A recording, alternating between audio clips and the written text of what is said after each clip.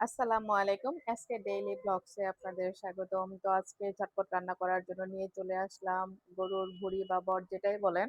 তো আজকে রান্নাটা খুবই সুস্বাদু হয়েছে।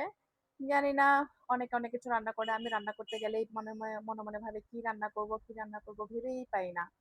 তো হাতের কাছে যা পাই তা দিয়ে রান্না শুরু করে দেই। নিজে যা ভালো লাগে তাও খেতে ভালো লাগে না, রান্না করতে ভালো লাগে না। আবার অন্যে কি খাবে সেটা চিন্তা করেও রান্না করার ইচ্ছা করে না। তো কি যে করব ভেবে পাই না।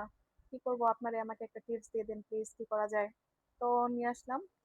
আজকে গরুর ভুঁড়ি রান্না করব আলু দিয়ে। তো ১ম এ আমি কিছু আলু নিয়েছি। আলু কেটে টুকরো, টুকরো করে নিলাম যা আমার রান্নার সুবিধার্থে। রান্না করতে, করতে এক পর্যায়ে ভেবে নিলাম আমি কিছু কথা শেয়ার করি আমার গাইসদের সাথে। হ্যালো গাইস, গাইস মানে কি বলতে পারেন? আমরা কি গাইস না মানুষ? মাঝে মধ্যে এটাই ভুলে যাই। সবাই শুধু বলে hello guys, hello guys, hello guys. গাইসটা যে কি? কে বানালো এই গাইস আমি নিজেই ভেবে পাই না। যাই হোক, তো সামনের দিকে চলে যাই। একটা প্যান বসিয়ে দিয়েছি। প্যানের মধ্যে দিয়ে দিচ্ছি কিছু পেঁয়াজ। পেঁয়াজ নাড়াচাড়া করে নিচ্ছি। আচ্ছা পেঁয়াজ নাড়াচাড়া করা, তারপর হচ্ছে মসলা যা আছে আদা, রসুন, মরিচ, হলুদ গুঁড়া এগুলো সবই সবাই সবকিছু দিয়ে রান্না করে। বাট কেউ একটা আগে দেয়, কেউ একটা পরে দেয়। যেমন হলুদটা কেউ আগে দিল বা মরিচটা কেউ পরে দিল, লবণটা কেউ শেষে দেয় বা শুরুতেই কেউ দিয়ে দেয়। কিন্তু স্বাদটা কিন্তু একেকজনের একেক রকম আসে এবং টেস্টটা একেক রকম আসে। মসলা কিন্তু সবই দেয়া হয়। মাঝে মধ্যে চিন্তা করি আমি কিভাবে হয়? কত আজব চিন্তা আমার মাথায় আসে, তাই না? কেন এসব আজব চিন্তা আসে আপনারা একটু প্লিজ কমেন্টসে বলে যাবেন। তারপর মসলাটা একটু পুড়ে যাচ্ছে দিয়ে দিলাম পানি যেন না পুড়ে। এটা কিন্তু কমন। এটা সবাই দিবে। কারণ যে কেউ বুঝবে যে মসলা পুড়ে যাচ্ছে সেখানে পানি দিতে হবে। এটাই তো স্বাভাবিক, তাই না? তো ভালো করে মসলাটা কষানোর পরে আস্তে, আস্তে দিয়ে দেব আদা, রসুন বাটা, পেঁয়াজ বাটা এমন করে যে মসলাগুলো আছে সবকিছু দিয়ে ভালোভাবে আবার নেড়েচেড়ে নিয়ে মসলাটা ভালো করে কষিয়ে নিব। মনে রাখবেন মসলা যত কষানো হবে ততই তরকারির স্বাদ। মানুষ বলে যে ডালের মজা তলে যদি ডাল গলে, কিন্তু এই ক্ষেত্রে কিন্তু মসলা যত কষানো হবে ততই ভালো লাগবে। এই যে দিয়ে দিলাম আমি কেটে রাখা ছোট, ছোট টুকরো করে বট। আমি জানি না আপনারা কিভাবে বটটা কাটেন। তো কিভাবে কাটেন আপনারা সেটা আমাকে কমেন্টসে জানাবেন। তারপর বটটা কেটে টুক, টুক, টুক, টুক, টুক করে নাড়াচাড়া করে নিলাম। এখন আমি ঢেকে দিব। একটু পর যখন বটটা হালকা সিদ্ধ হয়ে যাবে বা কষানো হয়ে যাবে তখন আমি আলুটা দিয়ে দিব। কারণ বটটা একটু শক্ত হয়, আলুটা নরম হয়, আলুটা গলে যাবে। এজন্য আলুটা আমি পরে দিয়ে দিলাম।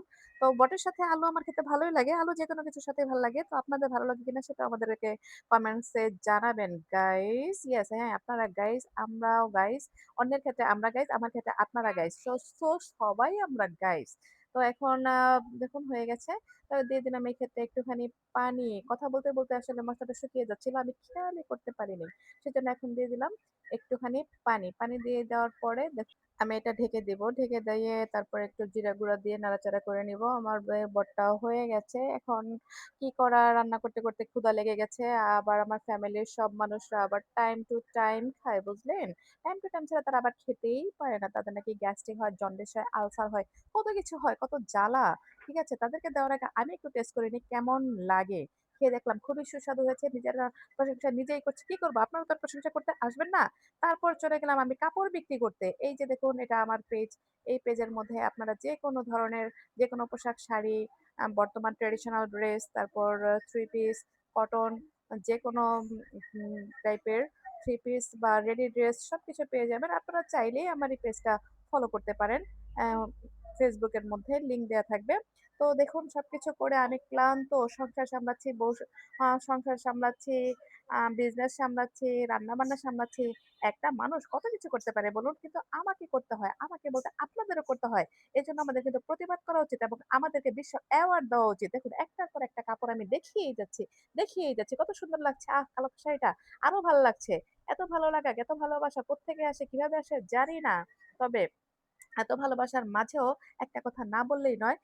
যারা আমার পেজ দেখছেন বা আমার ভিডিও দেখছেন সবাই লাইক করবেন, কমেন্টস করবেন, সাবস্ক্রাইব করবেন এবং ফেসবুক চ্যানেলে আমার যে বিজনেসটা আছে সেখানে যাবেন আপনাদের পছন্দের মতন কাপড় দেখবেন, অর্ডার করবেন। একদম পিওর যা দেখবেন তাই পাবেন।